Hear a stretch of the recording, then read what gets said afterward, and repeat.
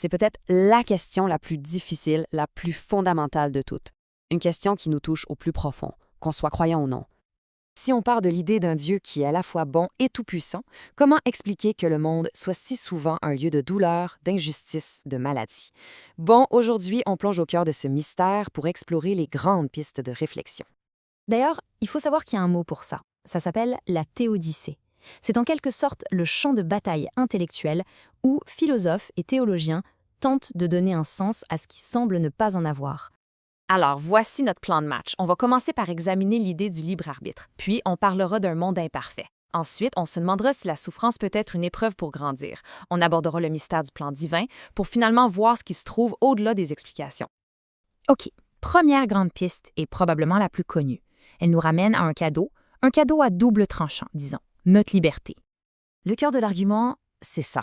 Pensez-y une seconde. Un amour authentique, ça ne peut pas être forcé. Si on programme des robots pour nous dire « je t'aime », est-ce que c'est de l'amour? Non. L'amour, le vrai, exige la possibilité de ne pas aimer. Le choix doit être réel. Et c'est là que le libre arbitre entre en jeu. C'est cette capacité incroyable de choisir le bien, mais aussi la terrible possibilité de choisir le mal. Une immense partie de la souffrance qu'on voit dans le monde, les guerres, la violence, l'injustice, ça ne vient pas de Dieu. Ça vient des choix que les humains font. De ce point de vue, Dieu prend le risque de la liberté, même si ça peut mener au pire. D'accord, ça explique la souffrance causée par les humains. Mais les catastrophes naturelles, les maladies, la douleur qui semble frapper au hasard, ça nous amène à la deuxième grande idée, celle d'un monde qui n'est pas tout à fait fini. Ici, on change complètement de perspective. La souffrance n'est pas une punition, mais plutôt une conséquence naturelle de notre existence dans un univers qui est encore, en quelque sorte, en construction. C'est un peu comme si on était des créatures fragiles dans un monde magnifique, mais aussi imparfait. Plusieurs traditions religieuses parlent d'une chute, une sorte de brisure originelle qui a déréglé l'harmonie du monde. Mais même sans cette idée, on voit bien que notre monde est soumis à des lois naturelles qui, parfois, créent des tsunamis, des virus. La souffrance physique serait donc une conséquence de cette réalité matérielle, et non un châtiment voulu par Dieu. Et ça nous amène à une distinction vraiment importante. D'un côté, on a le mal moral, celui qui vient de nos choix, comme la guerre. De l'autre, on a le mal physique, qui est lié à la nature, comme les maladies. C'est deux choses différentes. Alors maintenant, passons à une autre perspective, une qui essaie de trouver un sens, une finalité, à l'intérieur même de la souffrance. C'est une question très délicate, évidemment. L'idée, ce n'est surtout pas de faire l'éloge de la douleur, c'est plutôt de se demander si parfois elle peut être un genre de catalyseur, un élément qui nous transforme. Dans cette optique, une épreuve difficile pourrait paradoxalement nous faire grandir. Elle peut nous rendre plus patients, plus humbles. Souvent, c'est en vivant soi-même la douleur qu'on développe une vraie compassion pour les autres.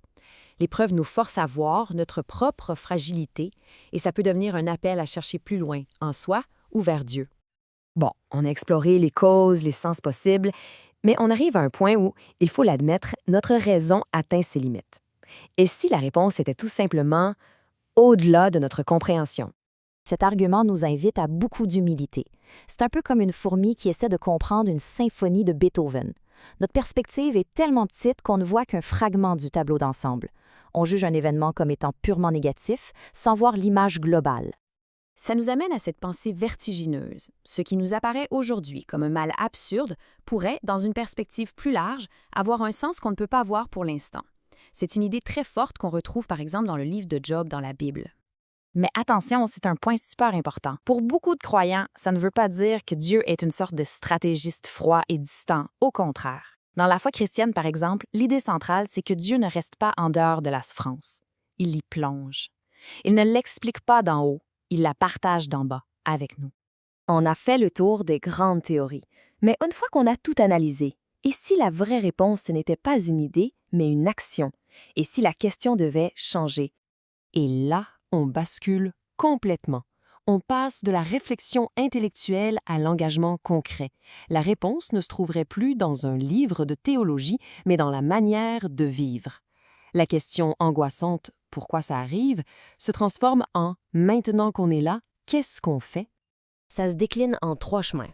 Le premier, c'est celui de l'espérance. Garder la foi qu'un jour, la souffrance n'aura pas le dernier mot. Le deuxième, c'est l'action. refuser de rester les bras croisés et choisir de combattre la souffrance, de l'adoucir chez les autres. Et le troisième, c'est la foi en une présence qui nous accompagne, même quand on ne comprend plus rien. Finalement, peut-être que le mystère de la souffrance, ce n'est pas un problème à résoudre, mais plutôt un appel. Un appel à être plus compatient, à agir plus justement, à aimer plus fort. La question nous est retournée et elle reste ouverte.